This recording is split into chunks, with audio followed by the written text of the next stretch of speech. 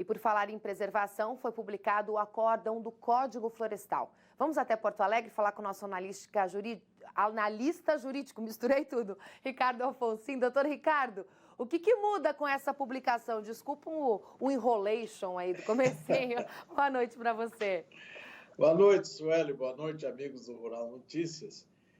Na quinta-feira eu comentei aqui que com a reabertura do Supremo Tribunal Federal, no segundo semestre, depois do recesso, teríamos algumas questões que estavam pendentes para serem definidas, ou uma questão de publicação somente nessa questão do Código Florestal. O acordo tinha 18 meses do julgamento e até agora não tinha sido publicado, causando grande insegurança jurídica. Finalmente, hoje foi publicado o acordo e com 666 páginas, né? Uma coisa impressionante o tamanho.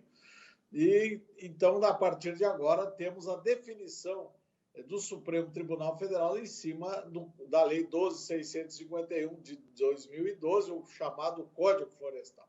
Com essa definição pelo Supremo Tribunal Federal, que na sua decisão confirmou praticamente toda a lei, né? No seu último voto, o ministro Celso de Mello desempatou questões importantes que estavam pendentes, e agora nós temos, então, a definição da constitucionalidade em cima de 4 ADIs que estavam sendo analisadas, a constitucionalidade do texto do Código Florestal Brasileiro. E disto, nós tivemos assim as questões principais que estavam em debate, as mais polêmicas, né? Que era a questão das áreas consolidadas, áreas que tinham sido desmatadas com base em leis anteriores.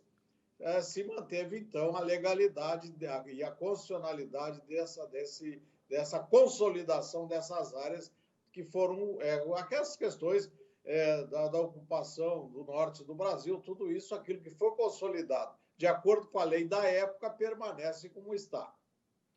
A segunda questão é as áreas que foram ilegalmente desmatadas antes de 2008, julho de 2008, que também estava em discussão a chamada anistia, se aqueles poderiam recuperar essas áreas ou se não, que seriam penalizados de qualquer forma, não valeria a anistia prevista na lei. O Supremo decidiu pela constitucionalidade, dizendo que o programa de regularização ambiental fica valendo todas as áreas que foram desmatadas antes de 2008 ilegalmente.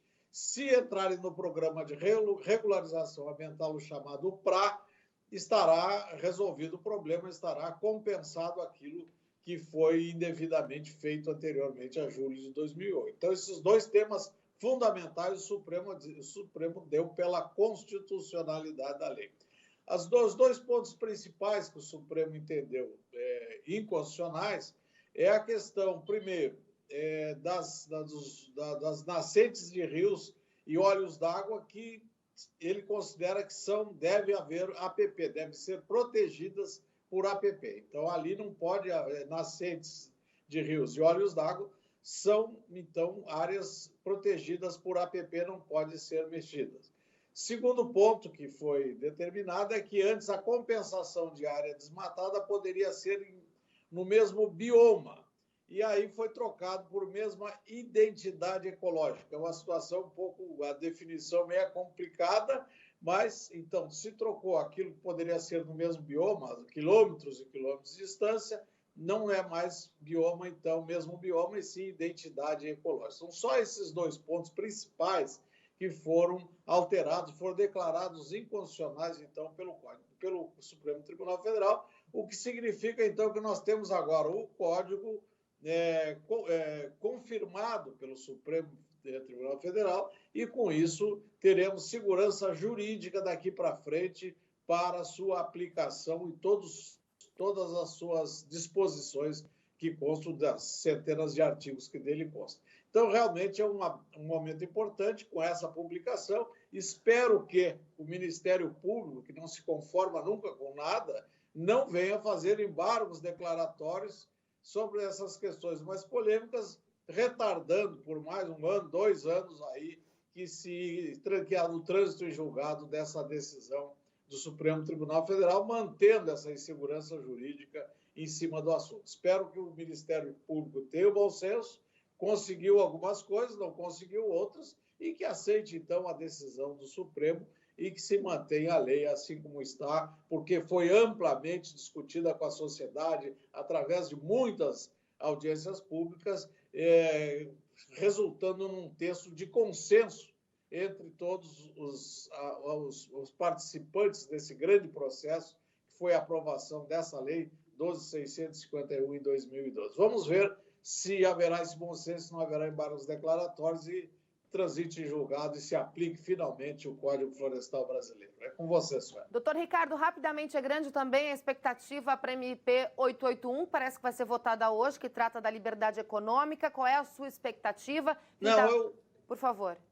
Eu conversei hoje à tarde ainda com o relator Jerônimo Gergen e houve um acordo com a presidência da Câmara dos Deputados e também com o Senado Federal, porque o Senado sempre reclama que as MPs chegam na última hora, lá com 2 dias para apreciação pelo Senado. Então, houve um entendimento entre o presidente da Câmara e do Senado, que será aprovado o texto originalmente, prática com poucas modificações, originalmente vindo do governo.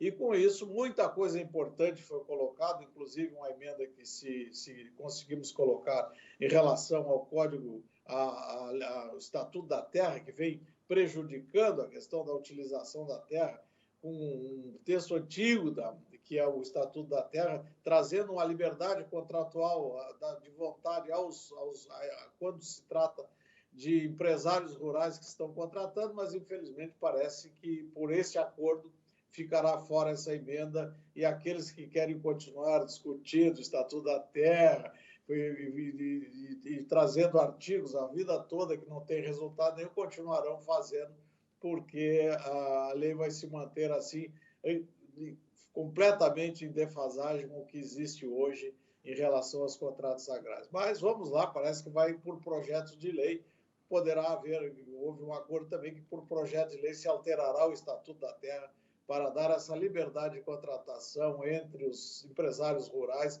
preservando lá a agricultura familiar, lá pela necessidade que elas têm de preservação ainda pelo Estatuto da Terra. Então, essa é uma situação que parece que vai ser aprovado hoje a 881, praticamente com o texto original, tirando toda aquela questão trabalhista e outras tantas coisas que entraram por emendas, 50 emendas, uma coisa assim, que foram incluídas e que agora sairão fora.